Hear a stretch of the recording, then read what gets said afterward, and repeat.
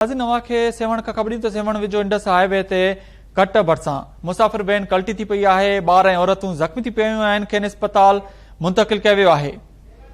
अवां खे अपडेट कयूं सेवण मां त सेवण विचो इंडस हाईवे ते लॻल कट भरसा मुसाफ़िर वैन कल्टी थी पई है। 12 औरतूं ज़ख्मी थी पियूं आहिनि।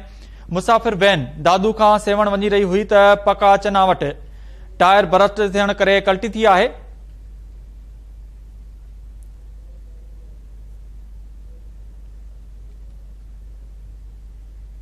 खबर अवां खे ॾियूं त सेवण विझो इंडस हाईवे ते लॻल कट भरसां मुसाफ़िर वैन कल्टी थी पई आहे। 12 औरतूं ज़ख्मी थी पियूं आहिनि।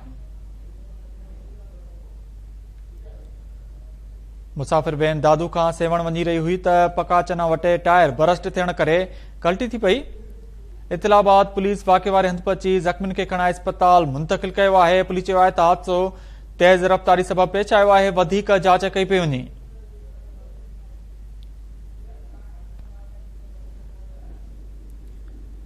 खबर अवां खे ॾियूं त सेवण विझो इंडस हाईवे ते लॻल कट भरसां मुसाफ़िर वैन कल्टी थी आहे। 12 औरतूं ज़ख्मी थी पियूं आहिनि। अवां खे अपडेट कयूं त मुसाफ़िर वैन दादू खां सेवण वञी रही हुई त पका चना वटि टायर बरस्ट थियण करे कल्टी थी पई आहे। ज़ख्मियुनि खे अस्पताल मुंतकिल कयो वियो आहे।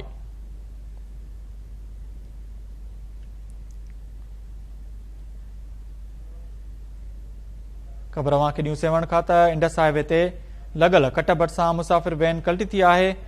12 औरतूं ज़ख्मी थी पिया आहिनि। इन हवाले सां वधीक तफ़सीलनि लाइ असां सां लाइन ते मौजूद आहे केटी न्यूज़ जो रिपोर्टर प्रदीप कुमार। जी प्रदीप, अपडेट कजो।